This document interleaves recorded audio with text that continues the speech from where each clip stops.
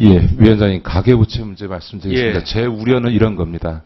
아까 위원장께서 얘기하셨던 것처럼 올해 미국이 출구 전략을 쓸 가능성이 높지 않습니까? 만약에 출구 전략을 쓰게 되면 우리도 그렇고 뭐 다른 신흥국도 마찬가지입니다만 자본 이탈을 막기 위해서 금리를 올리지 않을 수 없는 상황으로 가는데 총선을 앞두고 금리를 인상하는 문제와 관련해서 서민 가계 부담이 증가하는 것 때문에 여당에서는 내년 총선 전까지 금리 인상을 못하게 막을 겁니다. 다시 말해서 미국이 출구 전략을 쓰면 경제 논리상으로는 금리 인상으로 가야 되는데 정치 논리에 의해서 금리를 인상하지 못하면서 우리 경제가 골병드는 상황으로 갈 수 있습니다. 그렇기 때문에 제가 작년에도 가계부채 문제에 대해서 각별히 신경 써서 올해 종합정책을 내놔야 된다. 지금 국가재정 문제도 심각해져서 지금 드디어 증세 문제와 관련해서 논의가 물꼬가 터질 수밖에 없는 거거든요. 인위적으로 막을 수가 없습니다. 그런데 올해 지금 업무보고에 가계부채에 대한 몇 가지 개별 정책은 있습니다만 종합대책이 없어요. 이 가계부채 문제와 관련된 인식의 안이함이 아직도 존재합니다. 작년에 지금 가계부채 60조 늘었고 특히 LTV DTI 규제 완화 이후에만 지금 그 전반기 상반기에 비해서 2배 이상 늘었습니다. 40조 이상이 다 지금 LTV DTI 완화 이후에 지금 증가했습니다. 얘기했던 주택담보대출에 있어서 고금리 2금융권에서 1금융권으로의 이동 현상도 현재 6개월 통계치로 보면 전혀 나타나고 있지 않습니다. 단순히 가계부채만 늘어나고 있는 상태입니다. 이런 상태에서 만약 고금리로 들어가게 되면 서민들의 이자 부담 증가로 인해서 서민의 소위 가처분 소득이 줄면서 경기적으로 보면 내수의 위축도 생겨나고 서민들의 이자 부담 증가로 인해서 심각한 서민 문제가 생겨납니다. 자, 이런 것 때문에 정말로 제가 오늘 시간이 없으니까 다 질의는 못하겠습니다만 별도로 가계부채 종합대책을 신속히 마련하셔서 의지를 갖고 하셔야 된다라고 하는 점 말씀을 드리고 싶고요. 몇 가지 점만 말씀드릴게요. 하나는 이 대출 금리와 관련해서 저축은행을 10%대 이 서민금융기관으로 더 확장해야 되는데 지금 은행 지주계열 쪽이 대개 20% 미만을 하고 있습니다만 전체 저축은행 차지하는 비중이 17%밖에 안 돼요. 은행 연계 영업을 허용해 놨음에도 불구하고 은행 연계 영업을 안 하고 있습니다. 이 은행 연계 영업을 더욱 강화하도록 유도해서라도 저축은행 지주계열의 저축은행들의 소위 영업 비중을 늘리면 시장 효과에 의해서 저축은행 전체의 금리가 내려가는 효과가 나타나게 됩니다.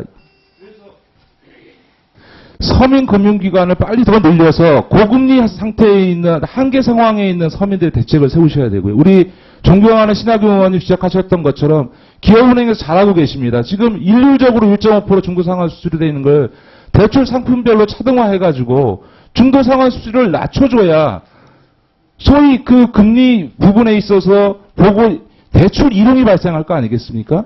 그런 것 좀 해주셔야 되는 거. 지금 대책을 세우셔야죠. 그리고 지난번 국민행복기금 해보면 알다시피 지금 부채 규모를 놓고 보면 적극적 채무 조정을 하게 되면 이분들의 부채 상환 의지를 놓고 보면 얼마든지 지금 채무 조정을 통해서 경제 회상 노력을 할 수 있습니다. 동시에 위원장님도 인정하셨던 것처럼 114만 명은 아예 지금 채무 상환 능력이 없다는 걸 인정하고 있지 않습니까? 빨리 파산 절차를 밟아서 회생할 수 있도록 법원과 협의를 하세요. 그러니까 부채 문제라는 게 가계부채 문제라는 게 굉장히 복잡한데 제일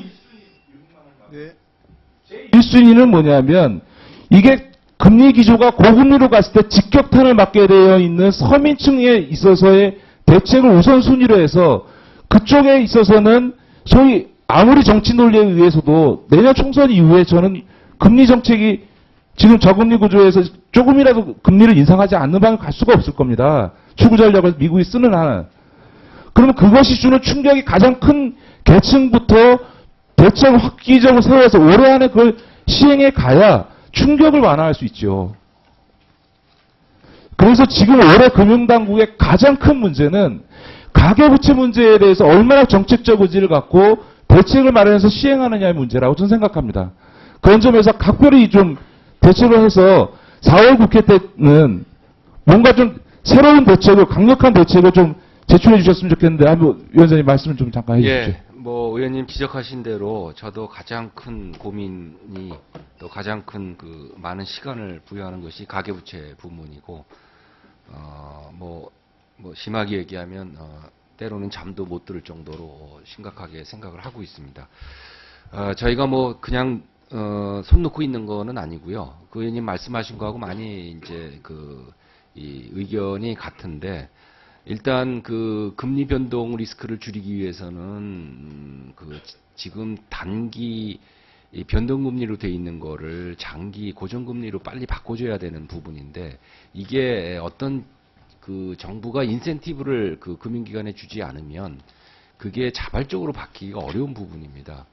그래서 저희가 요번에 20조 원 최대 20조 원 범위 내에서 강력한 인센티브를 은행에 줘서 한국주택금융공사의 모기지를 모기지를 이용을 해서 그거를 바꿔 나갈 겁니다. 그래서 그 부분은 전체적인 부분에서 한번 크게 손을 봐야 될 부분이고요. 말씀하신 대로 이제 가장 취약한 부분에서 먼저 터지게 돼 있기 때문에 이 취약 부문에 대한 것이 계층별로 보면 1분위 쪽의 자영업자 부문 또 이 노인을 중심으로 하는 이 취약계층으로부터 나올 수가 있고 또 금융기관으로 보면 상호금융 쪽부터 나올 수가 있습니다. 그래서 지난번 발표를 했습니다마는 상호금융 쪽에 이 LTV DTI 완화로 인해서 2금융권 자금이 1금융권으로 옮겨가는 추세로 인해서 남는 자금이 더 취약한 부문의 대출로 나갈 수가 있어서 상가나 토지에 대한 LTV를 저희가 도입을 했고 그리고 그것보다 중요한 거는 국회에서 도와주셔야 되겠습니다만 상호금융에 대한 그 비과세의 아주 그냥 무차별적인 비과세 그야말로 아무나 주는 비과세 부문은 한번 국회하고 논의를 해서 정리를 해줘서 수신 쪽에서 좀 막아줘야 되는 부분이 있고 그래도 안 된 부분은 적극적인 탕감 정책이라 파산이나 이런 채무 재조정을 해줘야 되는 부분이라서 저희가 서민금융진흥원을 이제 법을 냈습니다. 그래서 국회에서 논의를 해주시면 서민금융진흥원에서 그러한 취약계층에 있는 부분들이 맞춤형으로 해서 채무 재조정하실 분은 채무 재조정해드리고 또 만기를 연장해서 자활 능력이 있으신 분들은 만기 연장해서 부담을 줄여주는 이런 종합적인 대책이 가능해지고 또 그것이 또 복지하고 연결되는 그런 것까지 같이 연결을 해줘야 되고 법원하고도 연결해 줘야 돼서 그래서 그런 부분을 저희가 구상을 하고 있습니다. 그래서 2월 중에 지금 저희가 여러 가지 지금 방안을 만들어서 4월 국회 전에라도 이제 국회에 한번 보고할 수 있는 기회가 있었으면 합니다. 예. 정상적으로는 지금 위원장님이 말씀하셨던 시스템적 접근이 맞는데 지금 저는 상당히 굉장히 우려를 하고 있습니다. 그러니까 이게 지금 우리 서민들이 상당 부분 한계 상황에 있기 때문에 이게 진짜 폭탄 터지듯이 밀려오기 시작하면 정치적으로나 정부가 정책적으로 차분하게 정리해 가기가 어려운 상황이 올 수 있습니다. 그래서 지금 말씀하셨던 그런 시스템적 접근을 하시더라도 조금 더 경각심을 가지시고 올해 안에 뭔가 이 방향에 대해서 대책을 확립해 놓고 적극적으로 조정해 들어가지 않으면 어느 순간 확 온다. 네. 우리에게 네. 이런 경제적 충격이 몇 년 주기로 한 번씩 쭉 오거든요. 이게 이제 예를 들어서 IMF 때 있었고 리만 브라더스 사태 있었고 저축은행 사태가 있었지 않습니까? 저는 이번에 터지면 가계부채에서 터진다고 봅니다. 그런데 이거는 바로 서민들에게 직격탄이 날아오는 거기 때문에 금융기관의 부실화로 인해서 오는 충격보다 훨씬 더 큽니다. 이거에 대해서 정말로 경각심을 가지시고 전 대책을 수립해 주시기 바랍니다. 의원님 말씀하신 거는 약간의 이제 극한적인 리스크, 꼬리 리스크, 테일 리스크 쪽을 강조를 하셨는데요. 뭐 배제하고 있지는 않습니다만 저희가 그런 부분에 대해서 의원님 말씀하신 대로 경각심을 갖고 저희가 보겠습니다. 네.